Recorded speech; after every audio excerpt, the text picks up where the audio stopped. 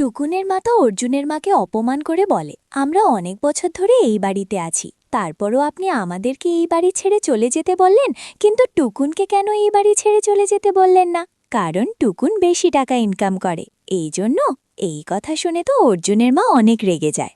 So viewers, তাহলে কি হতে চলেছে এবার? আপনাদের কি মনে হয়? তাহলে কি এবার অর্জুনের মা রেগে গিয়ে টুকুনের মা সহ সকলকেই ঘাড় ধাক্কা দিয়ে বাড়ি থেকে বের করে দেবে নাকি? হ্যালো, কেমন আছেন সবাই? আশা করি সকলে ভালো আছেন। সো ভিউয়ার্স, নিয়ে এসছি বড়লোকদের ঘরে ছোট বউ ধারাবাহিক নাটকের ৯৯তম পর্ব, সুন্দর একটি এক্সপ্লেনেশন। তাই ভিডিওটির মূল টপিকে ফিরে যাওয়ার আগে এখনও যারা আমার চ্যানেলটিকে সাবস্ক্রাইব করেননি তারা অবশ্যই সাবস্ক্রাইব করবেন। সো ভিউয়ার্স, বড়লোকদের ঘরে ছোট বউ ধারাবাহিক নাটকের ৯৯তম পর্বের শুরুতে আপনারা দেখতে পারবেন অর্জুনের মা তো রেগে গিয়ে বলে, ছোটি, তুমি মনে হয় ভুলে যাচ্ছ যে টুকুনের চাকরির পিছনে আমাদেরই হাত আছে, আর টুকুনের পড়াশোনা থেকে শুরু করে টুকুনের ছোটবেলা থেকে যা দায়িত্ব পালন করা লাগে সবকিছু আমরাই করেছি। কিন্তু আজকে তুমি এই কথাটা বলে আমাকে অনেক আঘাত করলে। আমরা তো সকলেই একসাথে থাকতে চেয়েছিলাম, কিন্তু তোমাদের যখন এই বাড়িতে থাকতে সমস্যা হচ্ছে, তাহলে আমি বা আর কি করতে পারি? ঠিক তখনই তো পল্টু বলে, বড় মামি, আমরা তো সকলে একসাথে থাকতে চাই, কিন্তু এই বাড়ির পুত্রবধূরা মিলে যা কিছু শুরু করেছে তাতে মনে হয় না যে সকলে মিলে একসাথে থাকাটা সম্ভব হবে। এই কথা শুনে অর্জুনের মা তো বলতে লাগে, এখন থেকে এই বাড়িতে এসব কিছুই ঘটবে। ঠিক তখনই তো পল্টু বলে, তার মানে বড় মামি, আপনি কি বলতে চাইছেন? ঠিক তখনই তো টুকুন বলে, বড় মা এটাই বলতে চাইছে যে তার পুত্রবধূদের খুশি তার কাছে সবকিছু। তাই বড় মা এখন থেকে তার পুত্রবধূদেরকে সবসময় খুশি রাখবে। আর পল্টুদা, ওরা চারজন কোনো অপরাধ করে আসেনি, ওরা চারজন তো নিজের যোগ্যতা দিয়ে প্রাইজ জিতে এসেছে। এটা যদি তোমার কাছে ভুল কাজ মনে হয়ে থাকে, তাহলে তোমার কাছে যা সঠিক মনে হয় তাহলে তুমি সেটাই করো। ঠিক তখনই তো পল্টু রেগে যায় এবং বলতে লাগে, টুকুন, তুমি একদম চুপ করো। তুমি তোমার স্ত্রীকে মাথায় জড়ে নাচাচ্ছ। তুমি কি জানো তোমার স্ত্রী মহলার লোকজনদের সামনে কি করেছে?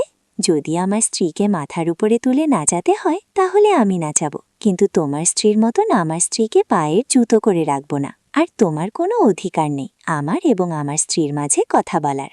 আর রইল মা বাবার কথা, মা বাবা যদি এই বাড়ি ছেড়ে চলে যায়, তাহলে আমি তাকে নিয়ে আমার কাজের জায়গায় চলে যাব। আর যখন আমি ছুটি পাবো তখন আমি এই বাড়িতেই আসব, কারণ আমার ছোটবেলা থেকেই আমি এই বাড়িতেই কাটিয়েছি। আর আমি আমার বড় মাকে কোনোদিন ছেড়ে যাব না, আর ছেড়েও থাকবো না।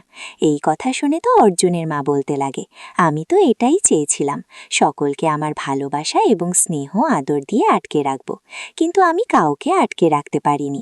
আমার মধ্যে অনুশাসন ছিল ঠিকই, কিন্তু আমার হৃদয়ে সবার জন্য ছিল ভালোবাসা। তোমরা সকলে আমার হৃদয়ের এক টুকরো করে অংশ ছিলে, কিন্তু সেই ছোট ছোট টুকরোগুলো আজকে আমার সাথে প্রতারণা করেছে। তারাই আমার ব্যাপারে আজকে খারাপ কথা বলেছে।